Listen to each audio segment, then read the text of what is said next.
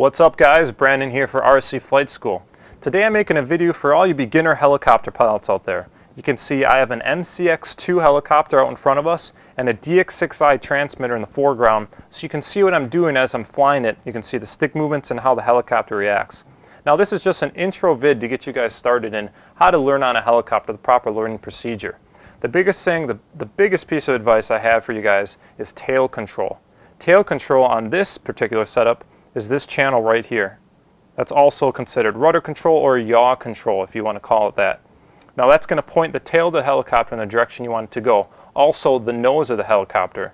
Now the stick direction points the nose of the helicopter in the same direction. So if I move this stick to the right, the nose of the helicopter is going to go to the right. I call it tail control because that's also what you're controlling, the nose to tail. But again, you want to think of it a little bit easier terms. Think of it as the nose. So if I give her a little throttle here, and I move it to the right, the nose moves to the right. Little throttle to the left, nose moves to the left, like so. So it's very important. And why is it so important? Well, that's pointing the helicopter where you want to go. The tail control is the first thing you want to learn because everything else follows. You first point the nose of the helicopter where you want it, and then you use all the other sticks to have it flying around. So let me show you what I mean. I'm going to take off and just do a few simple circles. And you'll see that I'm keeping the rotation of the helicopter, which is nose and tail control, constant. If I didn't do that, the helicopter goes nowhere. Let me demonstrate. So you can see here, I'm just going to do a circle, and I'm constantly turning the nose of the helicopter to keep it doing this circle. Now if I let go of nose control, she just goes off to the side. I'm not moving any of the other sticks, I'm just holding the nose control where I want it. A little bit of throttle modulation to hold it in the air, but really it's all about the nose, or tail if you will.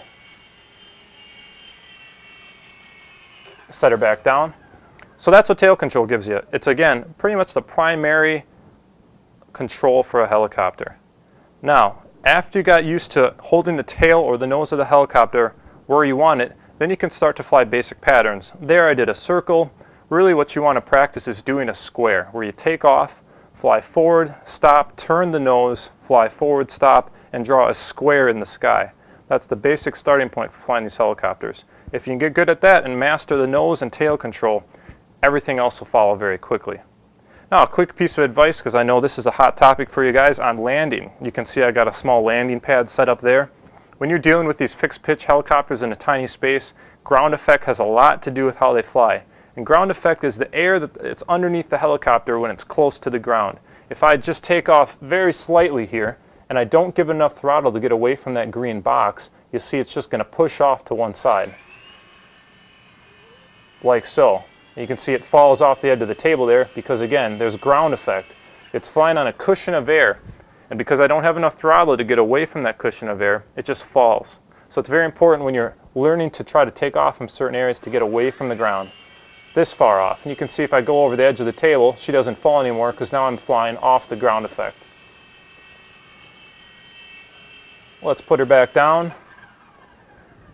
A quick note on landing on these kind of surfaces. It's very difficult to get used to landing on a small landing pad like this because as you approach the landing pad, again, the helicopter is going to tend to want to push off. The ground effect's going to want to push it off. So what I call is lead in. You want to lead in your throttle so that as you're approaching the landing pad, you're already ready to cut the throttle. Let me show what I mean. I'm going to take off, get the helicopter closer to us, and then I'm going to approach the pad from our angle. And as I get near it, I'm going to start cutting the throttle and the helicopter will set right down. So we take off, bring the helicopter this way. Now as I approach the pad, I'm already going to reduce throttle right now. You can see that's a little rough, but she popped down. If I were to hold the helicopter over the pad, I'll do it again for you. Bring her up by us, approach the pad and keep the throttle. She's going to push off. You can see again, the ground effect is pushing it all over the place and I'm fighting it. But if I reduce throttle as I get close, well, if I was right over it, she'll set right down.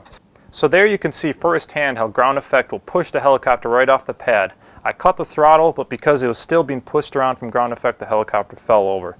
So that's my short introduction for flying.